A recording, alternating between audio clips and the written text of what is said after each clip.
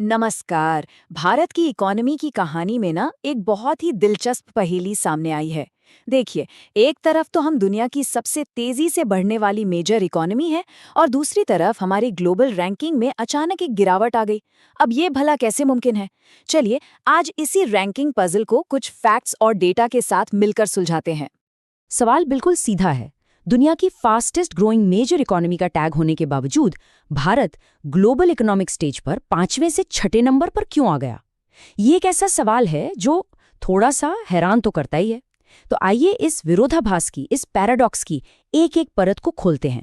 तो इस unexpected setback की जड़ तक पहुंचने के लिए ना हमें सीधे चलना होगा इंटरनेशनल मॉनेटरी फंड यानी आईएमएफ के फोरकास्ट की तरफ, जहां कहानी ने एक बहुत ही नाटकीय मोड़ लिया। अब जरा यहाँ देखिए। ये दिखाता है कि सिर्फ एक साल के अंदर ही अनुमान कैसे पूरी तरह से बदल गए। अप्रैल 2025 में जो आईएमएफ की रिपोर्ट आई थी, उसमें ये कहा गया था कि भारत 2026 तक जापान को भी पीछे छोड़कर दुनिया की चौथी सबसे बड़ी अर्थव्यवस्था बन जाएगा।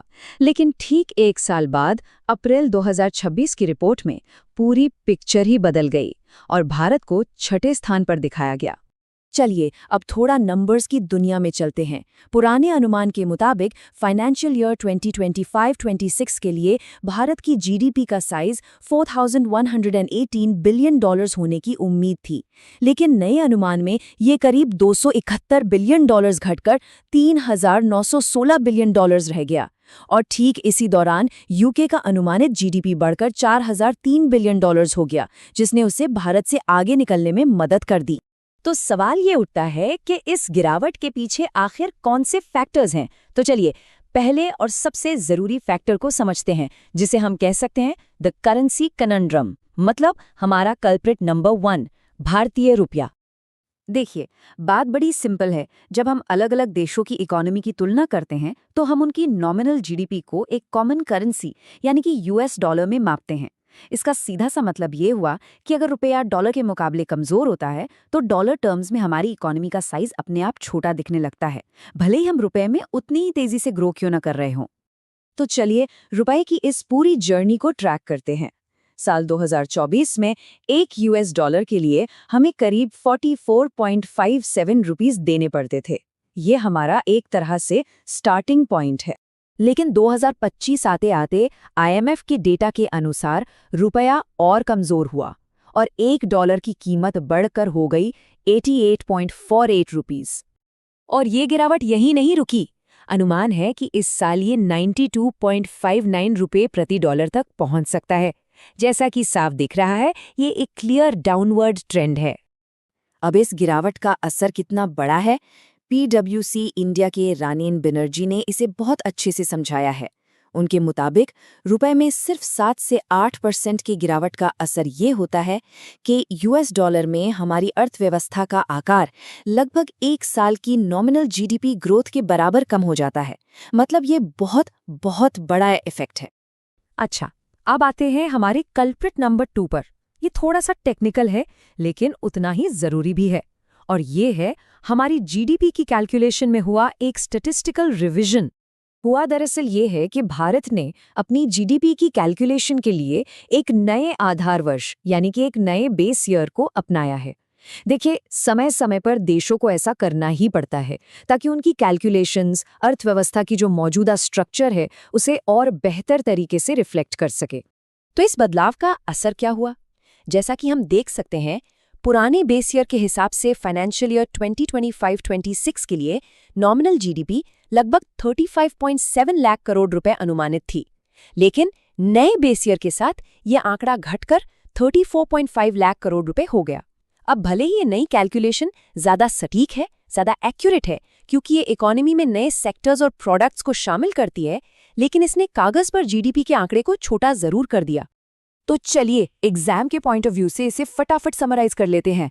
रैंकिंग में गिरावट के 2 मुख्य कारण थे।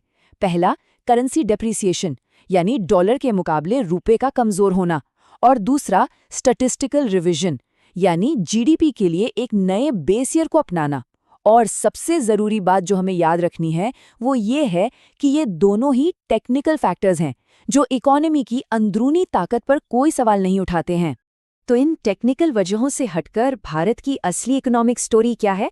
चलिए अब रैंकिंग की हेडलाइन से थोड़ा आगे बढ़कर भारत की मजबूत नींव और इसकी असली ग्रोथ स्टोरी पर फोकस करते हैं। ये स्लाइड कहानी का दूसरा पहलू बहुत ही असरदार तरीके से दिखाती है। जब हम अपनी इकोनॉमी को रुपए में देखते हैं, अपनी डोमेस्टिक करेंसी में, तो हमारी नॉमिनल जीडीपी ग्रोथ लगभग 11% है। अब इसकी तुलना जरा अमेरिका या यूके से करके देखिए, ये अंतर बिल्कुल साफ है। यही भारत का असली ग्रोथ इंजन है। और इस मजबूत डोमेस्टिक मोमेंटम को सिर्फ हम ही नहीं बल्कि आईएमएफ भी पहचान रहा है। हाल ही में उन्होंने फाइनेंशियल ईयर 2027 के लिए भारत के ग्रोथ फोरकास्ट को बढ़ाकर 6.5% कर दिया है, जो भारतीय अर्थव्यवस्था के फंडामेंटल्स में उनके भरोसे को साफ दिखाता है। तो इन सभी फैक्टर्स को ध्यान में रखते हुए आगे का रास्ता आखिर दिखता कैसा है? टॉप 3 इकोनॉमी बनने की हमारी जर्नी के लिए अब नई टाइमलाइन क्या है और इस राह में कौन-कौन सी चुनौतियां हैं? नए टाइमलाइन के अनुसार अब ये अनुमान है कि भारत फाइनेंशियल ईयर 2027 तक यूके और जापान दोनों को पीछे छोड़कर चौथा स्थान फिर से हासिल कर लेगा और दुनिया की तीसरी सबसे बड़ी अर्थव्यवस्था बनने का लक्ष्य, जो जर्मनी को पछाड़कर हासिल होगा, अब फाइनेंशियल ईयर 2031 तक पूरा होने की उम्मीद है। लेकिन हाँ, ये रास्ता चुनौतियों से भरा है। हमें रुपए की वॉलेटिलिटी से निपटना होगा, ग्लोबल कैपिटल फ्लो में जो उतार चढ़ाव आते हैं उनका सामना करना होगा, ग्लोबल लड़ाइयों की वजह से तेल की बढ़ती कीमतों के असर को कम करना होगा और ग्लोबल सप्लाई चेन में किसी भी रुकावट के लिए तैयार रहना होगा। ये सभी फैक्टर्स हमारी यात्रा की स्पीड पर असर डाल सकते हैं। और ये सब हमें एक बहुत ही ज़रूरी सवाल पर लाकर छोड़ देता है, भारत की ग्लोबल रैंकिंग के लिए असल में ज़्यादा मायने क्या रखता है, हमारी अपनी मजबूत डोमेस्टिक ग्रोथ या फिर डॉलर की ग्लोबल ताकत?